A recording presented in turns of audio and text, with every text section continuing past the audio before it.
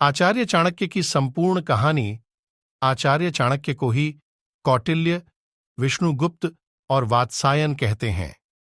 उनका जीवन बहुत ही कठिन और रहस्यों से भरा हुआ है। आओ जानते हैं उनके जीवन की संक्षिप्त कहानी। मगध के सीमावर्ती नगर में एक साधारण ब्राह्मण आचार्य चणक रहते थे। चणक मगध के राजा से असंतुष्ट थे। चणक किसी भी तरह महामात्य के पद पर पहुंचकर राज्य को विदेशी आक्रांताओं से बचाना चाहते थे। इसके लिए उन्होंने अपने मित्र अमात्य शक्टार से मंत्रणा कर धनानंद को उखाड़ फेंकने की योजना बनाई, लेकिन गुप्तचर के द्वारा महामात्य राक्षस और कात्यायन को इस षड्यंत्र का पता लग गया। उसने मगध सम्राट घनानंद को इस षड्यंत्र की जानकारी दी। चणक को बंदी बना लिया गया और राज्य भर में खबर फैल गई कि राजद्रोह के अपराध में एक ब्राह्मण की हत्या की जाएगी। चणक के किशोर पुत्र कौटिल्य को यह बात पता चली तो वह चिंतित और दुखी हो गया। चणक का कटा हुआ सिर राजधानी के चौराहे पर टांग दिया गया। पिता के कटे हुए सिर को देखकर कौटिल्य चाणक्य की आंखों से आंसू टपक रहे थे। उस वक्त चाणक्य की आयु 14 वर्ष थी।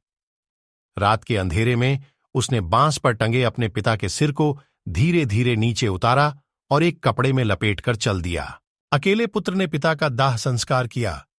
तब कौटिल्य ने गंगा का जल हाथ में लेकर शपथ ली, हे गंगे, जब तक हत्यारे धनानंद से अपने पिता की हत्या का प्रतिशोध नहीं लूंगा, तब तक पकाई हुई कोई वस्तु नहीं खाऊंगा।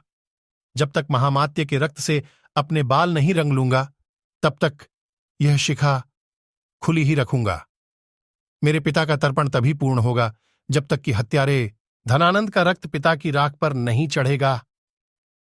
हे यमराज, धनानंद का नाम तुम अपने लेखे से काट दो। उसकी मृत्यु का लेख अब मैं ही लिखूंगा। इसके बाद कौटिल्य ने अपने नाम बदलकर विष्णुगुप्त रख लिया। एक विद्वान पंडित राधामोहन ने विष्णुगुप्त को सहारा दिया। राधामोहन ने विष्णुगुप्त की प्रतिभा को पहचाना और उन्हें तक्षशिला विश्वविद्यालय में दाखिला दिलवा दिया। यह विष्णुगुप्त अर्थात चाणक्य के जीवन की एक नई शुरुआत थी। तक्षशिला में चाणक्य ने न केवल छात्र, कुलपति और बड़े बड़े विद्वानों को अपनी ओर आकर्षित किया, बल्कि उसने पड़ोसी राज्य के राजा पोरस से भी अपना परिचय बढ़ा लिया। सिकंदर के आक्रमण के समय चाणक्य ने पोरस का साथ दिया। सिकंदर की हार और तक्षशिला पर सिकंदर के प्रवेश के बाद विष्णुगुप्त अपने गृह प्रदेश मगध चले गए और यहां से प्रारंभ हुआ उनका एक नया जीवन। उन्होंने विष्णुगुप्त नाम से शक्टार से मुलाकात की। पिता का मित्र शक्टार, जो अब बेहद ही वृद्ध हो चला था। चाणक्य ने देखा कि मेरे राज्य की क्या हालत कर दी है घनानंद ने।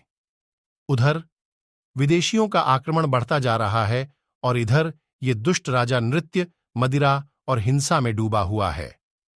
एक बार विष्णुगुप्त भरी सभा में पहुंच गए। चाणक्य ने उस दरबार में क्रोधवश ही अपना परिचय तक्षशिला के आचार्य के रूप में दिया और राज्य के प्रति अपनी चिंता व्यक्त की।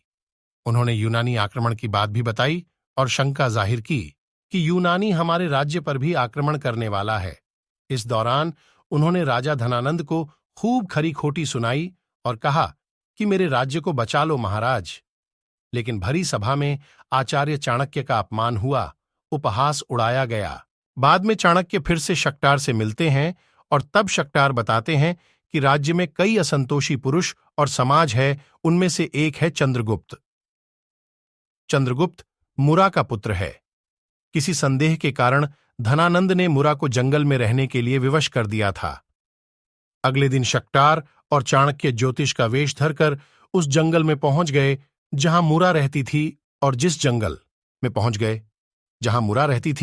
और जिस जंगल में अत्यंत ही भोले भाले लेकिन लड़ाकू प्रवृत्ति के आदिवासी और वनवासी जाति के लोग रहते थे, वहां चाणक्य ने चंद्रगुप्त को राजा का एक खेल खेलते हुए देखा। तब चाणक्य ने चंद्रगुप्त को अपने जीवन का लक्ष्य बना लिया और फिर शुरू हुआ चाणक्य का एक और नया जीवन।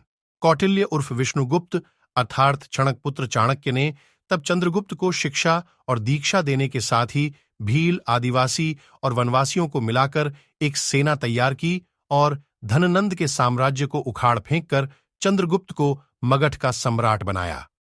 बाद में चंद्रगुप्त के साथ ही उसके पुत्र बिंदुसार और पौत्र सम्राट अशोक को भी चाणक्य ने महामंत्री पद पर रहकर मार्गदर्शन दिया।